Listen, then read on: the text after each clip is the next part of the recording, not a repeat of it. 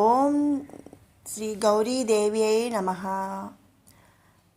16 కుడుముల తద్ది కథ.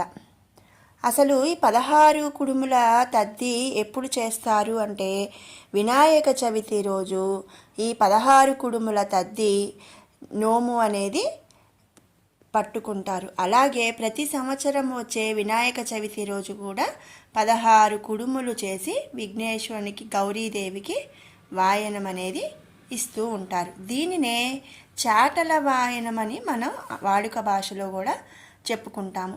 అసలు మనకు ముఖ్యంగా ఉన్న నోములలో చాటల నోము, అట్ల నోము, అలాగే ఉండ్రాళ్ల నోము, ఈ మూడు కూడా ముఖ్యంగా ప్రతి స్త్రీ కూడా చేసుకుంటారు.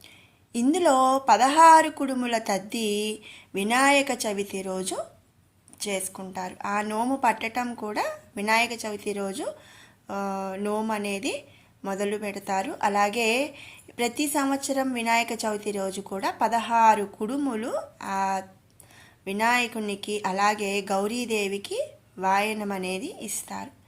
ఇక ఈ 16 కుడుముల తద్ది కథ.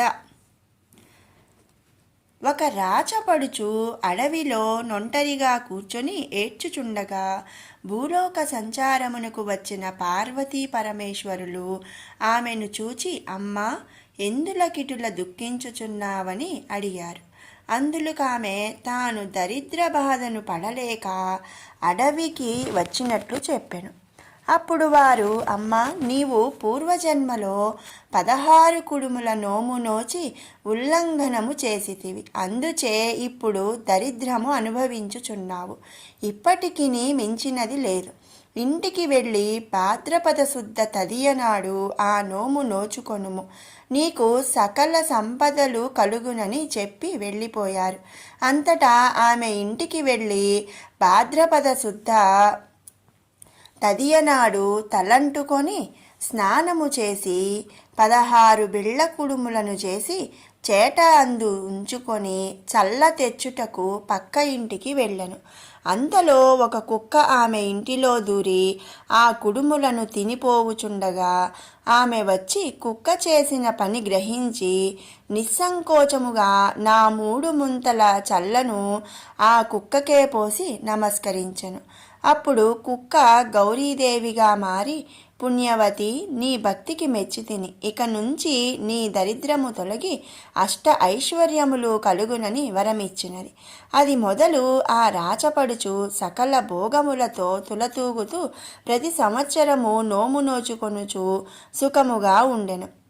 ఈ తద్ది అంటే ఈ 16 కుడుముల తద్ది యొక్క ఈ వ్రతము యొక్క ఉద్యాపనము. ఒక్కొక్క చేటలో 16 బిళ్ళ కుడుములు, డబ్బులు, నల్ల పూసలు, లక్కజోళ్ళు, దక్షిణ తాంబూలము ఉంచి 16 మంది ముత్తైదువులకు 16 చేటలు వాయనము లియ్యవలెను. అందరూ కూడా ఈ 16 కుడుముల తద్ది వ్రతాన్ని జరుపుకొని ఆ రాచపడుచు వలె అందరూ అష్టైశ్వర్యములతో ఆనందముగా సకల భోగములతో తులతూగుతారని ఆశిస్తున్నాను. ఓం నమః శివాయ. ఓం శ్రీ గౌరీదేవ్యై నమః.